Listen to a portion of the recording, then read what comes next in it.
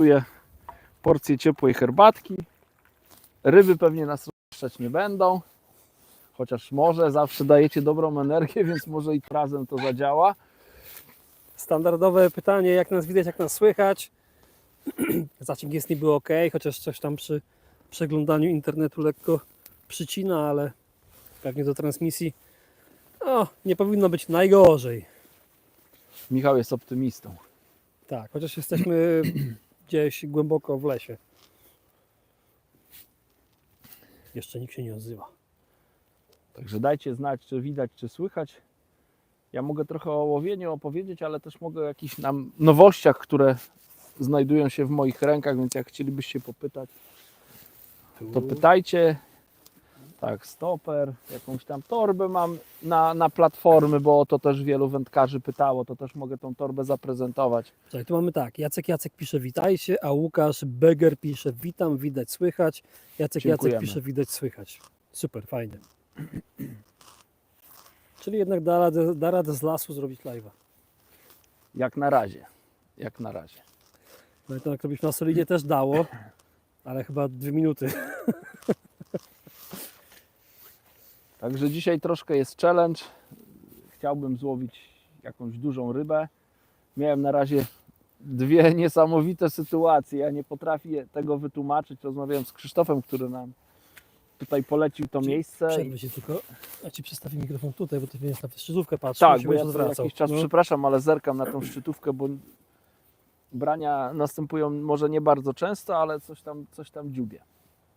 Ja tylko Ci przerwę. Artur Krawczyk, witam Panie Adamie. Darek Siwiec, witam obydwu Panów, widać i słychać, pozdrawiam.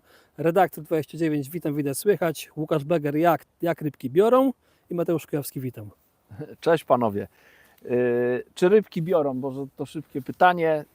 No na razie czekamy, żeby to się jakoś rozkręciło. Jakieś tam ryby złowiłem już delikatnie, może tym śluzem rybim jestem ubrudzony, natomiast no nie o to chodzi, więc czekamy na coś lepszego. Ale powiem Wam ciekawostkę, dzisiaj 2 razy mi się to przytrafiło i szkoda, że nie było kamery skierowanej na Michała. Ja musiałem mieć głupią minę, ale Michał za kamerą, no tak jakby go ktoś sztachetą nie wiadomo z której strony uderzył i on by się zastanawiał, co się wydarzyło. To ja to takie coś też czułem, może też tak głupio wyglądałem. Wyobraźcie sobie taką sytuację, siedziałem tutaj na koszu, Michał koło mnie stał. Jakoś się spojrzałem na Michała, czy coś tutaj oglądałem i Michał mówi, jejku, jakie branie miałeś, kija ci prawie do szczytówkę do wody ci przygięło. Ja za chwilę patrzę na tą wędkę i ta wędka rzeczywiście zaczyna się uginać, więc zaciąłem i czuję, że mam naprawdę dużą rybę. No ta ryba stoi i zaczyna mi gdzieś tam odpływać.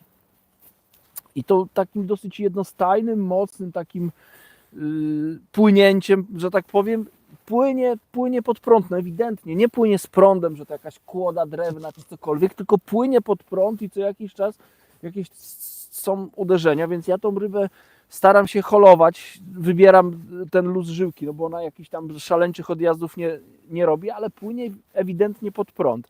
No i tak była, no nie wiem, już prawie ją widzieli my. No prawie, ale jeszcze nie widzieliśmy. Nie widzieliśmy. I nagle się robi luz i z wody wyskakuje taki krąg. No to pierwsza reakcja, że to był drapieżnik. Obejrzeliśmy z Michałem wzdłuż i wszerz tą rybkę. Łuska wzorcowa, nawet nie nadszarpnięta jedna łuseczka. No piękna rybka, malutka, ale piękna, nie ruszona żadnym drapieżnikiem. Więc jak się zastanawialiśmy, co to jest, zadzwoniłem do Krzysztofa i mówi, że najprawdopodobniej sandacz pewnie gdzieś tam mała rybka wzięła i ten sandacz zaatakował tego krąpika i A że takie sytuacje były 2, to może na live też się przytrafi. do 3 razy sztuka, nie? Bo to było w krótkim odstępie czasu. Więc albo nas to przeatakowały jakieś sandacze, albo sandaczyki. No ale tu wyglądało ciekawe. na ładną rybę, to nawet nie tak, wyglądało mi na rybkę taką 50 cm, tylko to wyglądało naprawdę na solidną rybę. Harry, hejka z Poznania. Pozdrawiamy Poznań. Pozdrawiamy. Remigiusz, Sepka Fishing, witam. Witamy. Pron Witamy. Rolnictwo, witamy. Standardowo, jak macie jakiekolwiek pytania, coś tam chcecie wiedzieć, jakieś tam nowości mamy, to coś tam będziecie chcieli, to śmiało piszcie. Znaczy ja może będę gadał Tak, Michał, o to tych nowościach jasne, że po tak. prostu. Ale jakby, Jak wiesz, będzie, ja powiem wszystko, co ja tak uważam za słuszne. Jak będziecie mieli jakieś pytania, to oczywiście dopowiem, pokażę. Przerzucę tylko zestaw. Na razie zarzucam białe robaki, bo jak zarzucę ochotkę, to pewnie te małe krąpiki tam tu żyć nie dadzą. Może pineczki tym razem. Wędkarstwo Maciej Potrawiak. Cześć wszystkim. Redaktor się pyta, gdzie połów. Nie powiemy dokładnie, gdzie jesteśmy. Tak, no Krzysztof nas tutaj, taki Tak, kolega, tak, tak. wprowadził w swoją miejscówkę. Tych miejsc tu jest niewiele. Rzeka nie jest jakoś duża. Nazwijmy, że to jest taka nieduża, czy średniej wielkości Nizimna rzeka. Tak. Dokładnie. Remigiusz Ksepka Fishing. Adam, łów ryby. No to za spokojnie. To Chciałbym. rozgrzewka. Tak, dopiero zaczęliśmy. Przygotowujemy film dla Sonobajca. Sonobites. Więc jest moment akurat i słoneczko. Coś tutaj się zaczyna przez te chmurki przedzierać. Tak. Postanowiliśmy z Wami troszkę pogadać. Tak, i myślę, że jutro też jesteśmy na nagrywkach i myślę, że zobaczymy, ale myślę, że jak tu jest spoko zasięg, to myślę, że jutro chyba też odpalimy i coś tam pogadamy. Tutaj Łukasz Beger pyta, mógłby Pan polecić jakiegoś lekkiego bata 8 metrów do 450 zł? Znasz jakieś? Nie znam, w ofercie Prestona takiego bata nie będzie. 8-metrowy, 450. Nie, to się nie znajdzie, a z innych firm no po prostu nie znam oferty innych firm, więc no nie chciałbym tutaj jakiś Już nie łowisz, improwizować i tyle. No. Więc przykro mi, no nie polecę bata 8-metrowego. Rafał Pękała pyta, to chyba nie Nogat, co? No zobacz, no Nogat jak...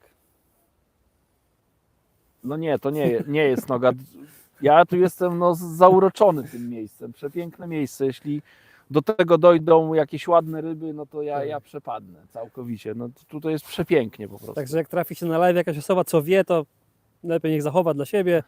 Tak, to no tak wiecie, jak to mówię, jakby... kameralne miejsce Tak, jest. tak. No. Ale to też lepiej dla osób, które wiedzą, no żeby zachować dla siebie, nie?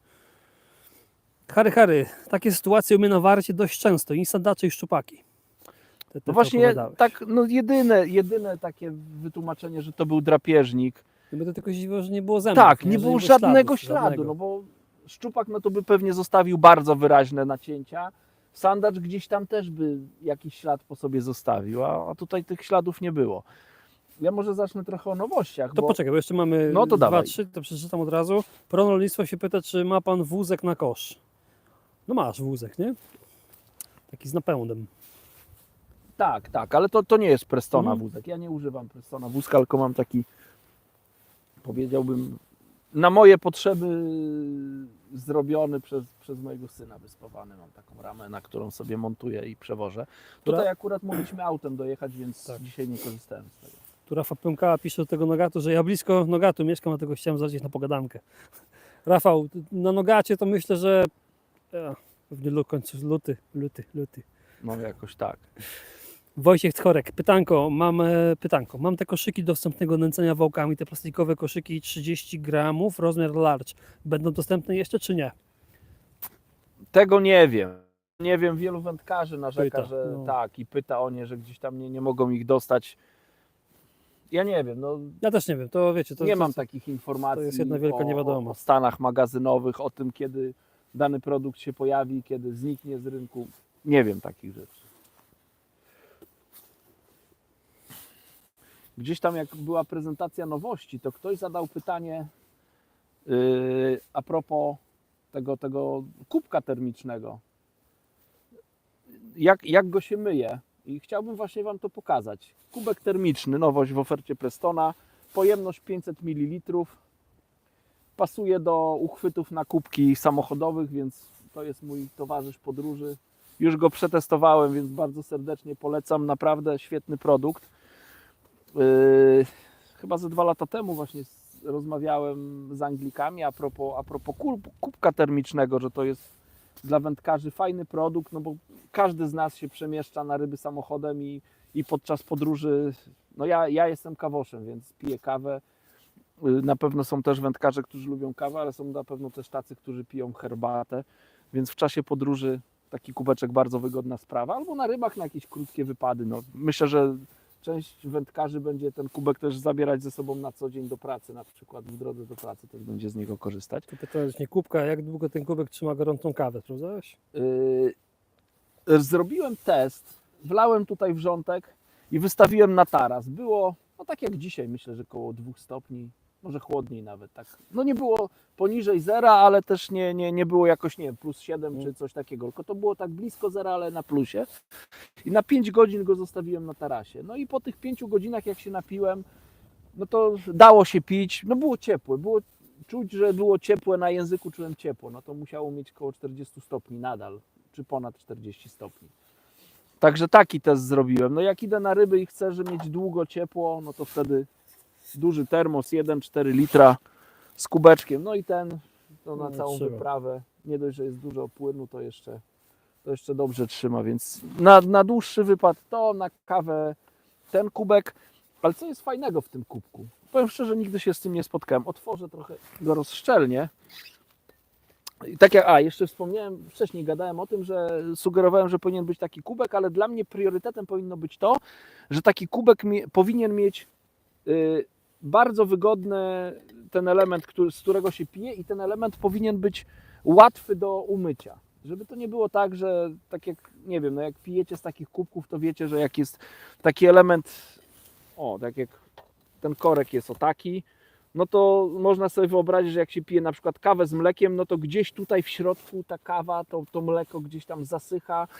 Umycie tego no jest trudne, czasami nawet niemożliwe. Natomiast w tym kubku dosyć przez przypadek takie coś sprawdziłem. Zobaczcie, jest taki patent, że można to rozkręcić. To się składa z 2 elementów. To się bardzo prosto myje. To też bardzo łatwo się myje. Więc jest dostęp do tego zamknięcia i można w prosty sposób to umyć. Później tylko się skręca.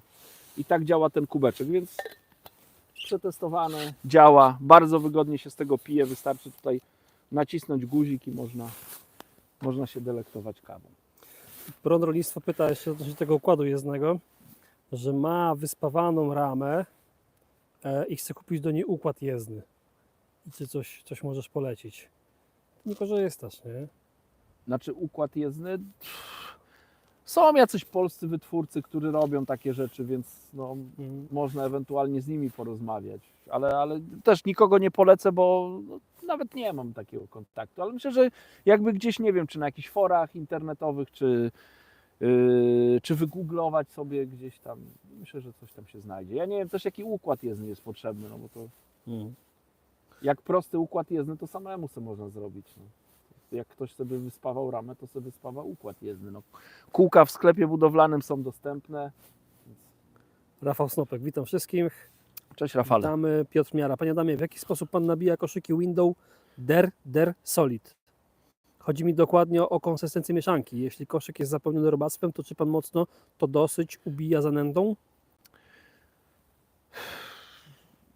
Staram się niezbyt mocno ubijać zanętą, tylko napełnienie takiego koszyczka, powiedzmy pod korek robakami, no najczęściej kończy się tym, że przy zarzucie gdzieś tam ten element, który jest zanęty blokujący, on gdzieś tam odpada podczas lotu, więc trzeba troszkę mocniej. Staram się to robić z wyczuciem. No, nie blokuję tego koszyczka, znaczy nie pakuję tego koszyczka tak na pełno, do pełna, i jak dobijam zanętą, no to staram się możliwie jak najbardziej delikatnie. No zdarza mi się też, że zarzucę i widzę, że w powietrzu gdzieś tam ten koszyk wybucha, powiedzmy, wylatuje zawartość, no to w następnym zarzucie po prostu troszkę mocniej ubijam. No to też zależy, ile ten koszyczek opada w wodzie, no bo sobie tak myślę, że podczas opadania w wodzie też gdzieś ta zanęta może puścić. No im głębiej, tym bym mocniej ubił. Im większy uciąg, no bo windowami też można w rzekach łowić. Jeżeli koszyczek nie jest przesuwany przez nurt, to też Wam polecam spróbować gdzieś na rzekach open window. Też świetnie działa, szczególnie w głębokich rzekach. Eldridge Dziędziela pyta, Panie Adamie, chciałem kupić ten duży termos 1.4, ale wymiotło go ze sklepu, stąd pytanie, jak się sprawuje. Chodzi mi o izolację termiczną. Tu Jacek odpisał, że Elwir bierz 5-6 godzin przy 2-3 stopniach. Ja się z tym kompletnie nie zgodzę. No my z Michałem użytkujemy ten termos. Michał pływa głównie na spinning, więc na łódce. No słuchajcie, no ja ostatnio, jak mogę powiedzieć, no to pływałem, nie wiem ile było, 1 stopień, coś około zera. I ten termos był cały czas, nie był nigdzie schowany, tylko sobie leżał i to jeszcze z odkręconym kubkiem na łódce przez 8-9 godzin. No to ja przyszedłem do domu, no to jak nalałem herbaty, to nie mogłem jej wypić od razu. Tylko trzeba było siorbać. To była bardzo gorąca. A trzeba zaznaczyć, że robiłem ją jeszcze, trzeba było dojechać, wstać, więc robiłem ją, nie wiem, 1,5 godziny co najmniej przed tym, jak znalazła się na łódce, nie? Jeszcze a propos przygotowania gorącego napoju, być może część osób to wie, ale zdaję sobie sprawę, że mogą być wędkarze, którzy tego nie wiedzą. To Wam jeszcze powiem, że jak będziecie chcieli mieć przez długi czas gorący napój, to warto przed zalaniem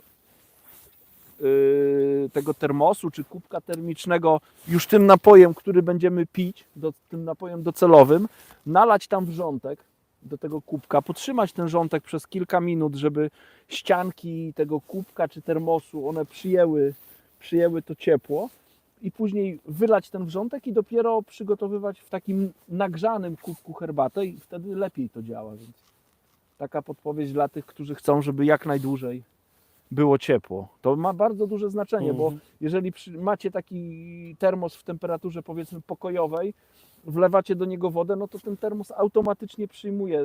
On musi się sam ogrzać, te ścianki muszą się ogrzać, więc ja jak przygotowuję sobie herbatę, akurat w tym termosie dzisiaj tak nie zrobiłem, ale jak mi zależy, wiem, że jest bardzo zimno i zależy mi, żeby ten płyn jak najdłużej był gorący, no to w ten sposób przygotowuję. Mateusz Kujawski, akurat teraz piję kawę z tego kubka, wygodny i praktyczny. No naprawdę, fajny kubek jest. Ja też jestem bardzo zadowolony, także Mateuszu, wasze zdrowie. Grzegorz Olejniczak pyta, czy aktualnie wędkarstwo to twoja praca? No chyba mogę tak powiedzieć, no. Chyba tak. No. Tak. Rafał Snopek, pytanie o towar i przynęty teraz. Co tam Adam namieszał? Przygotowałem zanętę Sonubite z serii So Natural, zanęty bez mączek rybnych. Wymieszałem 2 paczki różnych zanęt. Jedna to była Deepwater, a druga Black Lake. To wyszła taka tego koloru mieszanka. One obie są niby Black Lake, tak jak słyszycie, black, czarny. Natomiast to taki, nie wiem jaki to nazwać kolor, nawet nie brązowy, taki szaro, ziemisty, nie wiem, ale nie jest jakiś bardzo ciemny kolor. Myślę, że można by było nawet dodać tutaj odrobinę barwnika, jakby Wam zależało, żeby właśnie mieszanka była ciemna. Ja celowo jej nie przyciemniałem, bo właśnie Krzysztof powiedział, że tutaj są krąpie i te krąpie przeszkadzają, więc zależało mi, żeby no nie robić takiej sprzyjającej krąpiom ciemnej mieszanki. Wolałem troszkę jaśniejszą zanętę, która, nie wiem czy mogę powiedzieć odstraszy, bo jak na razie to nie odstrasza, tylko też zachęca te krąpie, ale żeby nie miały tak łatwo. No oprócz tego, jak to na filmie, no mam białe robaki, pinki, dendrobeny i co tam jeszcze? I jokersa oczywiście. No i ochotkę haczykową. Tutaj mam przynęty haczykowe. Po tamtej stronie mam przynęty, które dodaję do zanęty. Jakub Nazim pyta, pisze. Hej, Adam, startuję w zawodach, na przykład europejskich i to są jakieś cele lub wyzwania na przyszłość? Jak wyglądają zawody na szczeblu europejskim? Czy są jakieś takie rzeczy, co u nas nie ma w zawodach, a tam są standardem?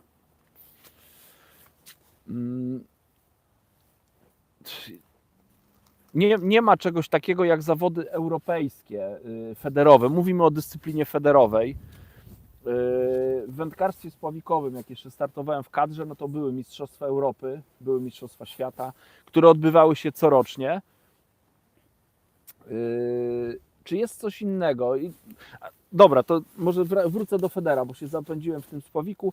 W federze są Mistrzostwa Świata, czyli mamy zawody na szczeblu powiedzmy okręgowym, ogólnopolskim.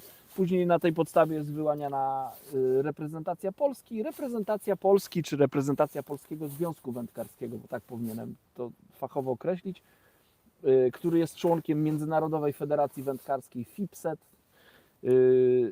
Reprezentacja PZW reprezentuje nasz kraj na arenie międzynarodowej i to są Mistrzostwa Świata w federze. I pytanie było, czy są jakieś różnice. No myślę, że podstawową różnicą jest to, że treningi do tych Mistrzostw Świata trwają 5 dni. Jeżeli sam przebieg zawodów, już sobotnia i niedzielna tura, bo te zawody są w sobotę i w niedzielę, no to one, można powiedzieć, wyglądają tak jak zawody w Polsce. Przepisy są bardzo podobne, też jest czas na przygotowanie na stanowiska, jest czas na nęcenie, używa się tych samych wędek.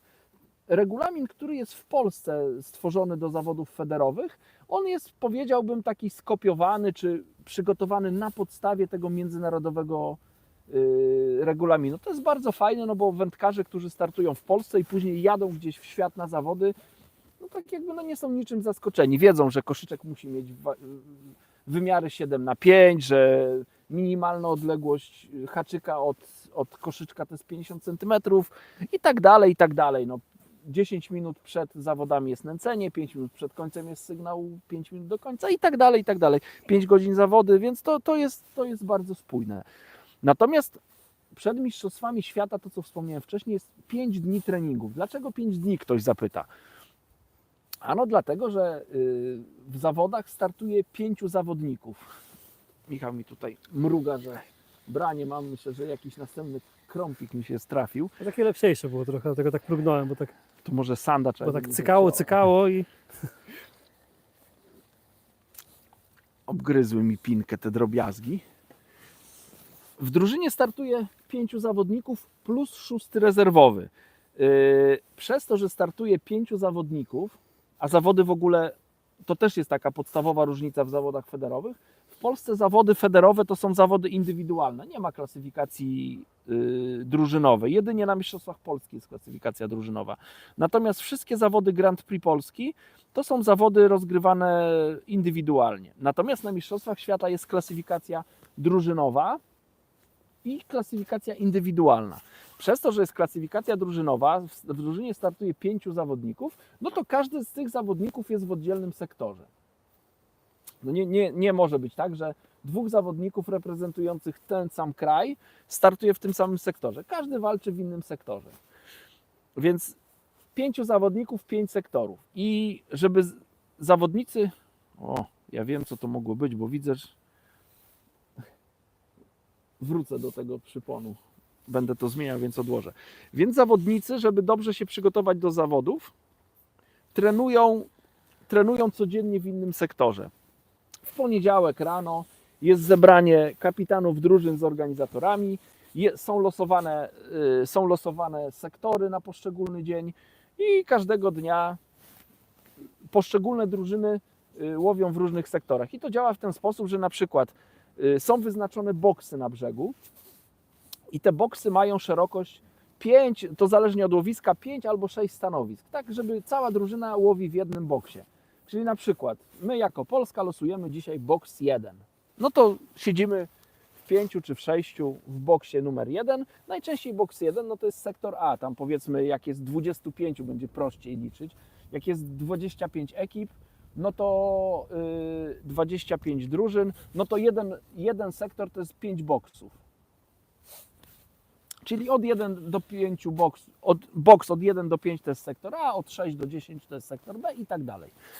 Więc dzisiaj mamy jedynkę, następnego dnia na przykład mamy 12, to już jest sektor C, później mamy boks 24, sektor E, później znowu tam trzeciego dnia wracamy na 8 do sektora B, żeby później jeszcze znaleźć się na 17 na przykład w sektorze D. No i na podstawie tych 5 treningów można sobie wyobrazić, jak zmienia się łowisko gdzieś tam w zależności od sektora. Nieraz są to bardzo duże różnice, nieraz takie jedynie kosmetyczne. I po tych 5 dniach treningu już są właściwe zawody. Nie wiem, czy odpowiedziałem to, co Wprawdzie tak. Trochę nam się nazbierało, więc lecę. Dobra, to ja tylko jeszcze dokończę, No. bo gadałem, słuchajcie, o tym, że miałem jakieś dziwne zachowanie. Teraz dotknąłem przyponu. Zobaczcie, co się dzieje z moim przyponem. On tutaj jest spłaszczony, zniszczony, więc to na 100% był drapieżnik. Tak. I no miał na tyle głęboko gdzieś tam w pysku, że poza zębami to było, więc Krzysztof miał rację, miałem chyba sandacze. Tak wygląda, bo szczupak by pod czymś takim to by przegryzł. Edge Dec. Witam, mam pytanie dotyczące wędki Super AX 12 stóp do feedera klasycznego, tak do 67, tak do 60 metra będzie w porządku oraz jaka jest akcja, jak pan na niej łowi. No to jest to wędzisko. No. No jest, jak mój kolega serdeczny Maciek zawsze mnie pyta po zawodach, czy tam po łowieniu, jaką wędką łowiłeś? Ja mu mówię Supera X do 60 gramów. Kurczę, ty ciągle tą samą wędką łowisz, więc myślę, że to wędzisko to jest wędzisko, którym najczęściej łowię w roku. Uwielbiam to wędzisko. Jaką ono ma akcję? Kurczę, no jak powiem, że ma doskonałą akcję, to nie wiem, czy będę wiarygodny jako osoba współpracująca z Prestonem. Natomiast no, dla mnie ta akcja jest idealna, bo ma fajną akcję rzutową. Ja zwracam na to uwagę, żeby wędzisko zarówno podczas po zacięciu ryby, żeby ono miało ładne ugięcie, ale też żeby podczas zarzutu no, nie była to jakaś tam klucha, którą trudno celnie zarzucić zestaw. Więc to wędzisko ma dosyć tutaj tą dolną część dosyć sztywną i można bardzo celnie zarzucać tym zestaw. Czy na 60 metrów, jeżeli ktoś ma, no powiedzmy, taki dobrą zdolność do dalekiego rzucania, to tak, to można tym koszyczkiem zarzucać do 60 metrów, chociaż ja chyba wolałbym troszkę mocniejsze wędzisko i dłuższe, ale łowiłem też tym wędziskiem na 60 metrze, więc można. Na metodę to w ogóle nie ma problemu. Mówimy No, o do 60 metra, więc to myślę się, że to jest 50, maksymalna 45, no 55 to komfortowo. Na tym, od 40 do 50 metra to komfortowo się tym wędziskiem łowi. 60 no to już trzeba wiedzieć, jak to zrobić, żeby celnie zarzucać zestaw, ale też się da. Dobra, ja tylko to wtrącę, że trochę nas jest, więc proszę Was o łapki w górę, to zawsze troszeczkę jeszcze więcej osób do nas dołączy. Elwil Dziędziela, dziękuję za odpowiedź. Konstrukcja podpowiada, że Preston ma dobre kontakty z marką Stanley, a ich termosy rządzą. Wędkarstwo macie potrawiak i tak robię przy zalaniu kawy. W sensie to, co mówiłeś. Filip Janusza Kisielewski. Cześć chłopaki, mały kubek do Skody nie pasuje. Jak nie pasuje? Ja chcę Skodę sobie kupić. Naprawdę? No nie wiem, taki mamy komentarz. Kurde, to muszę sprawdzić u sąsiada. Pronoliso pyta, czy nie ma pan tej wkładki pomiędzy koszem a półką boczną na te rzeczy? Nie masz, nie? Poczekaj, zaraz mam Masz skaleczony palec i tak trochę trudniej mi się wiąże. Czekaj, jeszcze raz przeczytaj. Czy nie mam czego? Wkładki pomiędzy koszem a półką boczną. Kojarzysz tak? Taką moc... Ta. Nie mam, nie korzystam z tego. Rafał Snopek, dziękuję za odpowiedź. Kamil, cześć panowie, jakieś sugestie odnośnie nęcenia wstępnego przy metod feeder o tej porze roku? Wody głębokie około 4-5 metrów. Ja rzadko, muszę się przyznać, o tej porze roku teraz rzadko łowię na metodę, natomiast jak zaczynałem swoją przygodę z metodą, nie wiem ile to było, no ponad 10 lat temu grubo, to miałem niedaleko siebie takie łowisko. Tam już praktycznie nikt nie przychodził. Ja byłem jedyny, który tam w grudniu, w styczniu, jak nie było zamarznięte, to ja tam byłem i łowiłem. Właściciel mnie wpuszczał na to łowisko i jak łowiłem zimą, nie nęciłem nic. Ważne o tej porze było znalezienie miejsca, gdzie te karpie przebywają. Czyli miało znaczenie, czy jestem po tej stronie stawu, czy po tamtej. To naprawdę miało bardzo duże znaczenie. Trzeba wybrać miejsce troszkę głębsze niż gdzie indziej. Na każdym stawie takie miejsce się znajdzie, więc takiego miejsca szukajcie. A druga sprawa, wybierać takie miejsca, na które jak najwięcej słońca operuje. Tak z mojego tamtego łowienia wynikało, że jak wybrałem na przykład brzeg, który był zadrzewiony i nie wiem, po 13 już to słońce było niżej i schodziło za te drzewa, to na tamtym brzegu nie było ryb, a na przeciwległym brzegu, gdzie to słońce jakoś jeszcze dłużej mogło operować, no to łowiłem ryby. Dlatego, Też coś słyszysz, że się odwracasz? a tam przyszedł kolega.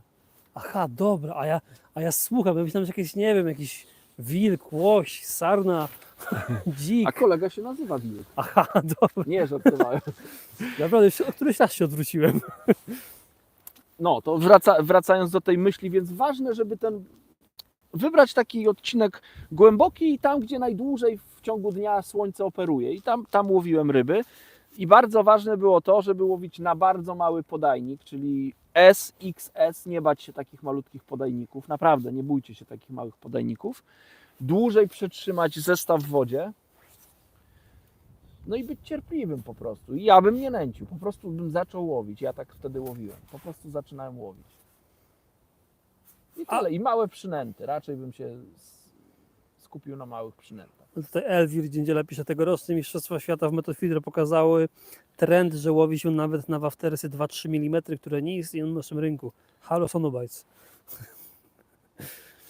Ja nie wiem, gdzie takie waftersy są dostępne, natomiast Przyjdźcie, a przyjecią ci idzie. no właśnie chciałem to powiedzieć. No każdy z nas ma jakiś tam scyzoryk czy ząbki, można sobie tam waftersa oskrobać, zrobić takiego ogryzeczka i takie coś założyć.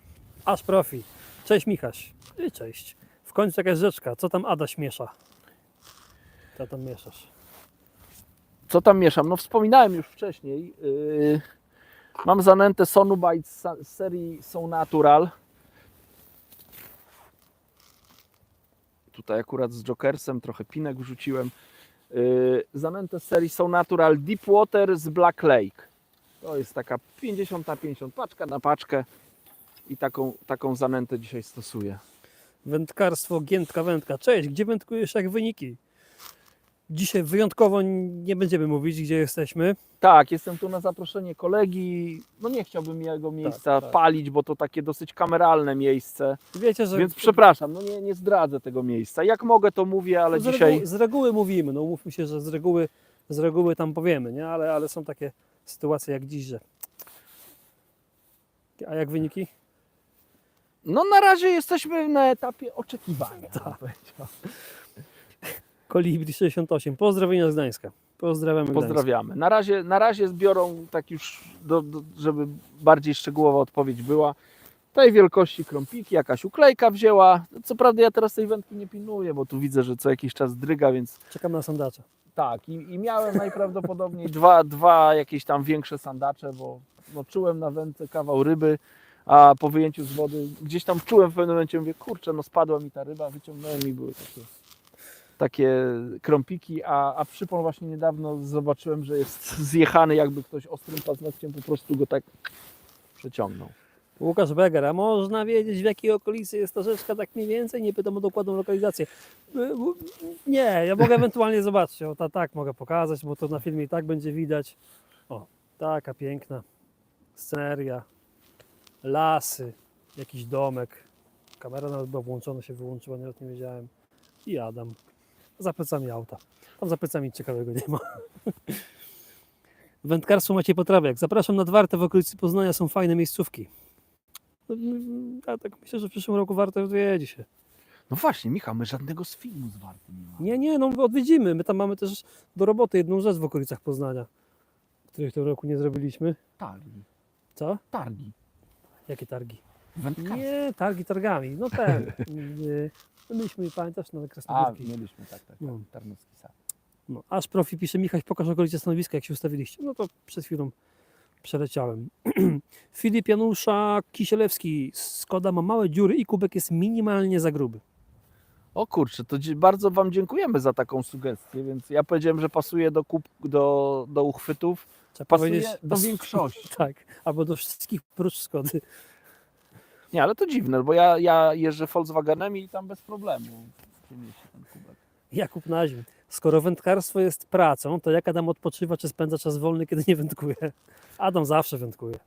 Słuchajcie, no ja taki trochę zwariowany na punkcie wędkowania jestem, tak od małego wędkowanie to zawsze gdzieś tam to serce mocniej biło, jak trzeba było jechać na ryby, więc No ja tym żyję, mam ten komfort, że mam żonę, która to toleruje, wspiera no i mogę się realizować w tej pasji. No. Marcin Kędzierski, witaj Adasi, pozdrawiam serdecznie. Pozdrawiam. Jeszcze wracając może do pytania, jak ja się tam regeneruję. Ja lubię na ryby jeździć, lubię też być na rybach z kolegami, więc znowu coś się działo. No to takie było Sandaczowe? sandaczowe. Więc jak nie łowię na przykład w zawodach, no to lubię pojechać. Okazjonalnie to się zdarza niestety gdzieś tam ze spinningiem, z kolegami, ale to wtedy już łowimy, rozmawiamy, śmiejemy się, wygłupiamy i tak dalej. A zimą na przykład to troszkę odpuszczam i bardzo lubię na narty pojechać. Też aktywnie, ale też mogę powiedzieć, że się tak regeneruję, przynajmniej głową. Ja to czekam na pierwszy lód powoli. PKRLZ14. Witam panów wędkarzy. Ja mam pytanie techniczne Dzień dobry. odnośnie haczyków. Ile jest pan Adam w stanie zużyć przyponów w trakcie 5-godzinnej tury w klasyku oraz czy bawi się pan w odzyskiwanie haków, na przykład ze splątanych przyponów, czy wszystko idzie do kosza? Nie bawię się w odzyskiwanie haków, wszystko idzie do kosza, to od tyłu zacznę. Ile zużyję haków? To zależy od kilku rzeczy. Na pewno zależy od tego, ile wędzisk rozłożę, bo no, czasami się zdarza, że te wędziska wcześniej uzbrajam każde w przypon. Zależy też od częstotliwości brań. Więc jak często ryby biorą i przerzucam ten zestaw często, no to wtedy wiadomo, gdzieś tam ten haczyk się tępi, czy gdzieś tam przypon się postrzępi, czy się gdzieś tam powygina i wtedy jestem zmuszony, żeby zmienić haczyk. Zależy też od tego, co jest na dnie. Jak są jakieś muszelki, kamienie, to też zauważyłem, że haczyk szybciej się tępi, więc jak, nie wiem, zakładam przynętę i na początku jakiś świeży haczyk, to wbijam haczyk, nie w białego robaka czy w ochotkę i on po prostu wchodzi jak w masło, a po jakimś czasie łowienia łapię się na tym, kurczę, no nie mogę przebić, albo to przebicie następuje w taki dosyć trudny sposób, no to wtedy też wymieniam ten przypon. Wymieniam też przypon, jeśli trzeba zastosować przypon innej długości. Więc no kurczę, zależy. No, miałem na pewno takie zawody, że pewnie zużyłem ze 3 przypony, może 4, to tak minimalnie. Ale myślę, że miałem i takie, że i z 15. A jak były zaczepy, no to wiadomo, to tutaj już nie ma ograniczeń. Artur L. Cześć, jak sobie poradzić z gruntowaniem na rzekach o bardzo dużym uciągu? Koszykiem czy ciężarkiem? Jak się da za mało gramów, to oczywiście znosi, a jak za dużo, to nie za szybko. A jak za dużo, to co? To nie za szybko.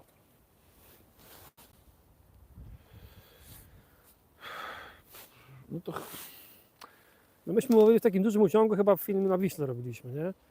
Tam płynął tak konkret. Pamiętasz? mhm. Też to pamiętam, gruntowałeś. Kurczę, no ja w jakichś takich bardzo ekstremalnych, ja nie wiem, co to jest bardzo duży uciąg.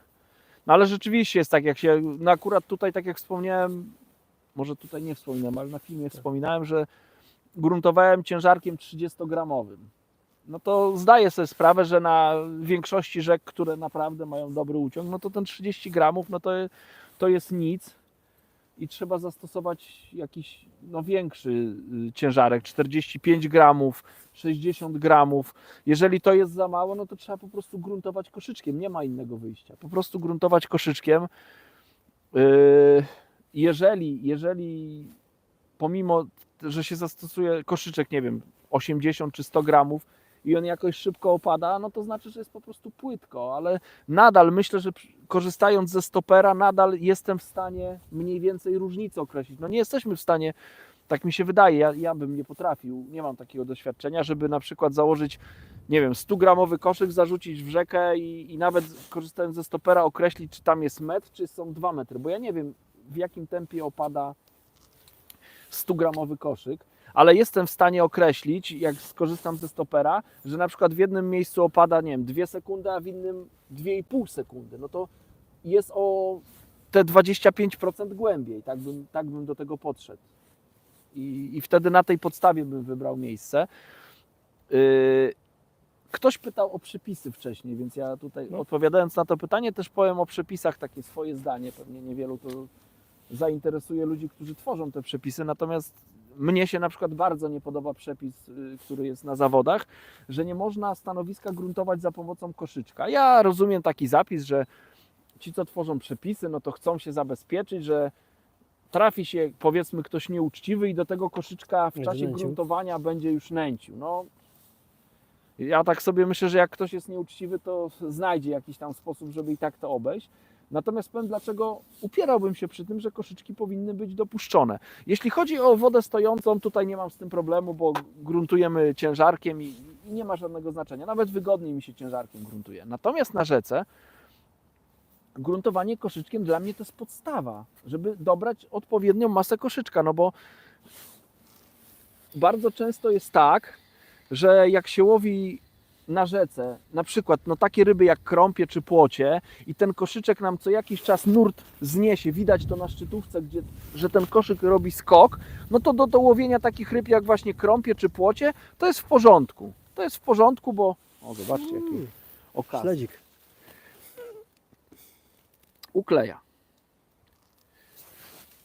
Dla takich ryb jest w porządku, ale jak się łowi leszcze, to bardzo często przy takiej prezentacji ten leszcz nam nie weźmie. One nie chcą skaczącego koszyczka i trzeba dobrać taki koszyczek, który stanie na dnie. Więc podczas przygotowania ja chciałbym mieć możliwość zarzucić, nie wiem, koszyczek 50 gramów przesunięty, 60 gramów przesunięty. Zakładam, nie wiem, 80 gramów co jakiś czas mi skoczy. Wezmę 90, o, jest ok. No, według mnie to powinno być dopuszczalne. Także... Tu Elwry Dziędziela pisze, że największego w życiu sandacza złowiłem na fider, łowiąc krąpie zimą. Wyciągałem pocięte krąpiki, aż w końcu krąpia w komplecie z sandaczem 4 kg. I tego się trzymajmy. I tego się trzymam dzisiaj. Ja dzisiaj też na takiego zapoluję. Kamil, bardzo dziękuję za wyczerpującą odpowiedź. Tak też zrobię przy następnym live, pochwalę się wynikami. Redaktor 29. Czy Adam próbował łowić na rzece fiderem klasycznym na waftersy? Nie próbowałem. Nie próbowałem. Ja no, muszę się przyznać... Zobaczymy, ja to Adamowi przyszły rok zafunduję rok eksperymentów. O. Będzie pęczak, wafters w Wiśle. Rozmawiałem kiedyś z wędkarzami, którzy łowili na metodę w rzece. Twierdzili, że mieli dobre wyniki. Przyznam się, że nigdy się na to nie odważyłem, jakoś nie miałem weny, żeby tak łowić, ale rozmawiałem z wędkarzami, którzy tak robią i mają wyniki, więc kurczę, dlaczego nie? No. Dobra, na razie wyczerpaliśmy wszystkie komentarze. Ja tylko tak wtrącę, mamy tam 42 minutę, myślę, że tak 15 minut i No dobra, to jeszcze jako ciekawostkę Wam tutaj pokażę z tych nowości, o których wspomniałem. Mam też ze sobą stoper Prestona. To jest no, zwykły stoper. Włącz, wyłącz zegarek, alarm można sobie ustawić.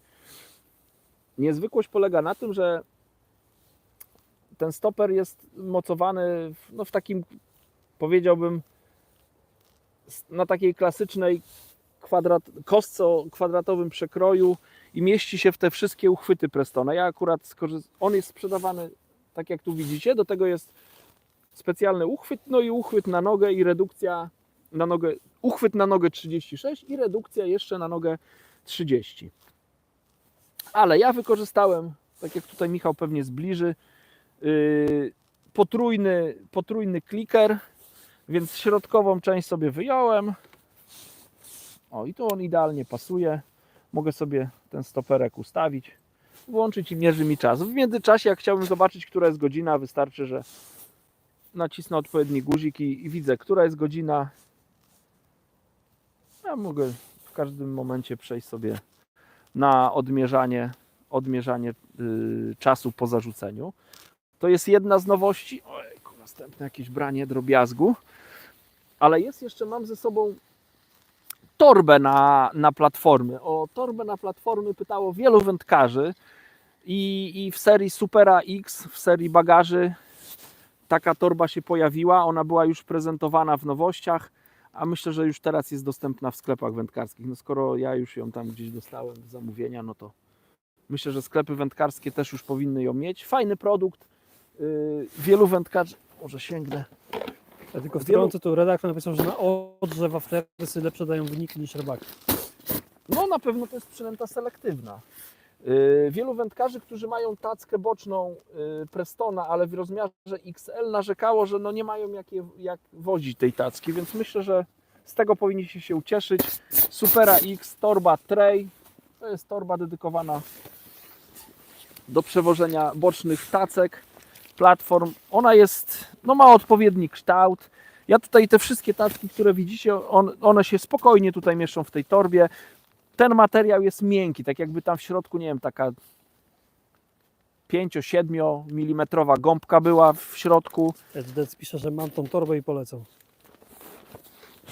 Dół tej torby to jest no taka ogumowana, mocna siatka, więc nawet jak platformy są wilgotne, no to jest jakiś tam dostęp powietrza do tych toreb. Ma też tutaj kieszeń. Ja bardzo rzadko ze sobą zabieram siatkę na ryby, praktycznie tylko na zawody, więc to będzie moja podstawowa torba. Platformy, a w kieszeni mam czaszę od podbieraka i tyle. Więc jak szukacie dobrej torby, no to polecam, naprawdę fajny produkt. Siwy fider, siema. Cześć, Jak a nie na rybach? Może nie bierze. Jak, Albo na rybach do nas pisze i ogląda. jak łowisz na zimowisku rzeki w korycie, a po 3 godzinach nie masz ryb i nigdzie nie możesz ich znaleźć, co robisz? A. Idziesz do domu. B. Robisz wszystko, by cokolwiek złowić. Nie wiem, to też zależy od rodzaju wypadu. Jeżeli jestem z kolegami i no łowienie jest takie na luzie, to nieraz po prostu sobie daruję i cieszę się tym czasem, że mogę go spędzić z kolegami. Jeżeli, nie wiem, to są zawody i mamy jakiś trening, no to staram się z tego treningu wycisnąć jak najwięcej. No skoro nie ma ryb w korycie, no to trzeba ich szukać gdzieś indziej. No. Nieraz zmiana troszkę nęcenia, podanie innych przynęt powoduje to, że to łowisko nam zaczyna troszkę inaczej odpowiadać. I siwy to jeszcze jedno pytanie. Ile razy w roku zdarza Ci się wyblankować?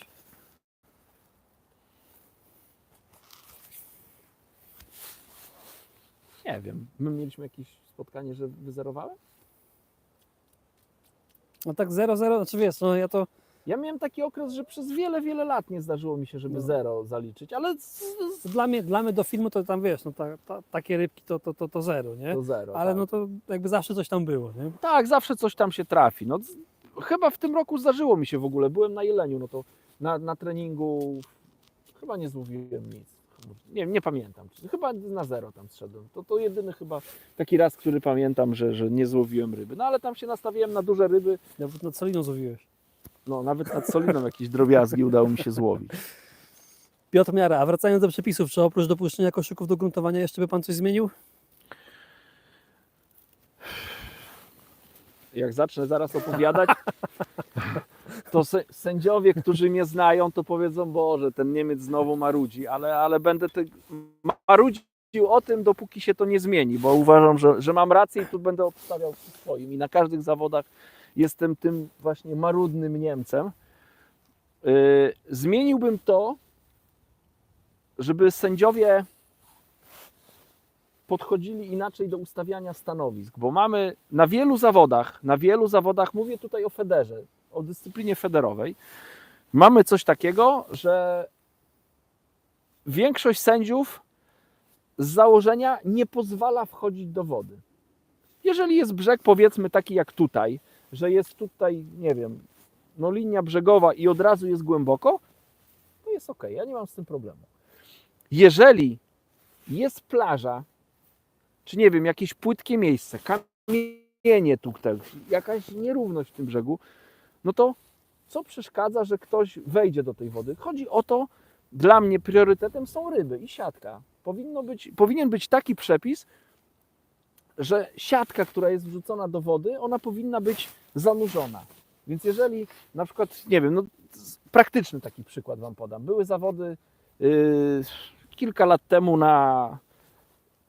na Nieliszu, na zbiorniku Nielisz. No i tam wylosowałem stanowisko na plaży i wszedłem sobie normalnie z platformą do wody, wstawiłem tą platformę. Oczywiście nie wszedłem tam, nie wiem, 20 metrów do wody, tylko kawałeczek, nie wiem, 2 metry, żeby ta siatka była cokolwiek zanurzona. Ja wszedłem tam, nie wiem, no kawałek za kostkę do wody, no to sędziowie mieli naprawdę wielki problem i tam no, wywiązała się między nami dyskusja na ten temat, że ja próbuję troszkę dalej łowić niż inni. No przy łowieniu na feder, co to jest za różnica łowić 2 metry czy dalej, czy bliżej? Mamy wędki z kołowrotkami, możemy sobie 2 metry dalej na klipie, czy 2 metry bliżej zaczepić, nie ma żadnego problemu. Chodzi o to, żeby ryby, które łowimy i wrzucamy do tej siatki, żeby nie pływały w tej siatce, żeby nie było tyle wody, tylko żeby ta siatka była przykryta, żeby te ryby mogły się swobodnie poruszać.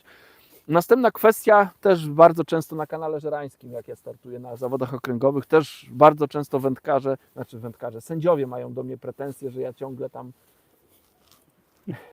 jątrzę, tak jak oni to mówią, że cały czas ja bym chciał do tej wody wejść. No ja lubię łowić z wody, ale dla mnie, tak jak jeszcze raz powiem, no priorytetem są ryby. Wylosowałem na przykład stanowisko z jakimś takim, o właśnie, takim wcięciem, tak jak za Michałem jest, i tutaj był wielki jeden kamień. Dołóżcie do tego miejsca wielki kamień, więc jak ja się rozstawiłem, ono było węższe i rozstawiłbym siatkę tak, jakby wynikało z ich interpretacji, no to centralnie bym tą siatkę, ten moment, gdzie wrzucam rybę do siatki, siatka by się znajdowała na kamieniu, czyli każda ryba, która by wpadała do siatki, najpierw by się odbiła od tego kamienia i by wpadała do wody.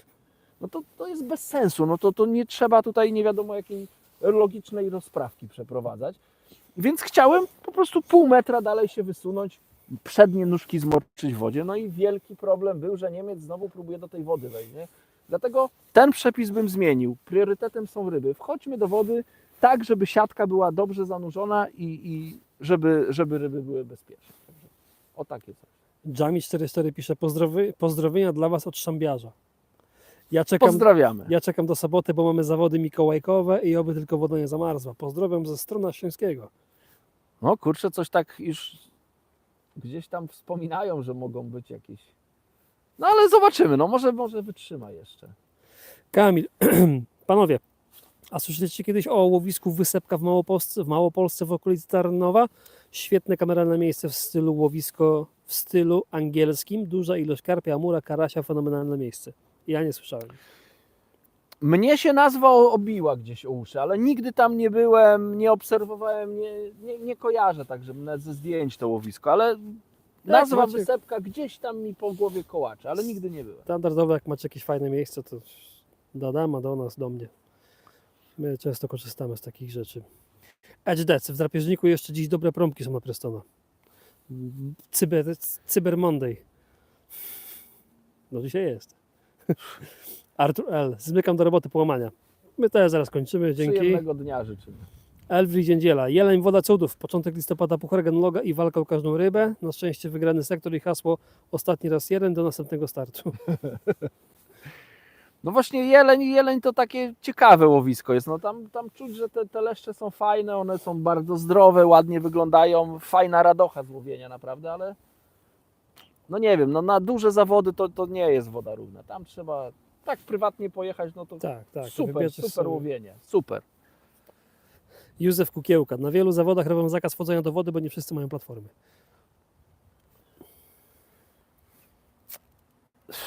No ale jak ktoś nie ma platformy, no to przepraszam bardzo, no niech się martwi o siebie. No. Ja nie mówię, żeby wchodzić po wodę, nie wiem, po pas, czy nawet po kolana.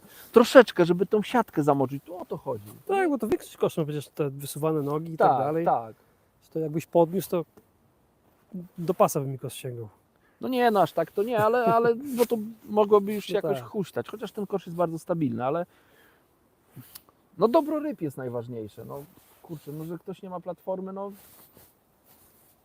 nie wiem jak to powiedzieć. No. Tak jakby zakazać łowienia daleko, bo ktoś nie ma wędki do łowienia daleko. Albo nęcenia, bo ktoś nie ma wędki do nęcenia. No na przykład, no. Dobra, mamy wyczerpaną liczbę komentarzy i 54 minutę, więc myślę, że to jest dobry czas, żeby się z Wami pożegnać. Zameldowaliśmy się. Bardzo dziękuję, że byliście z nami, zadawaliście pytania, aktywnie uczestniczyliście. Teraz ten czas nad wodą jest specyficzny. Może być fajnie, może być trudno. ale na pewno przyjemny, więc ja zachęcam, żeby jeszcze tych wędek nie odkładać do szafy i jeszcze gdzieś tam na ryby ruszyć. Ja na pewno tego nie zrobię. Dopiero musi woda zamarznąć, spaść śnieg i wtedy ja się wyłączam, ale dopóki to nie nastąpi, to będę jeździł. Także trzymajcie się, życzymy Wam miłego poniedziałku, udanych zakupów na Cyber Monday i wracamy do filmowania. Do zobaczenia, dzięki.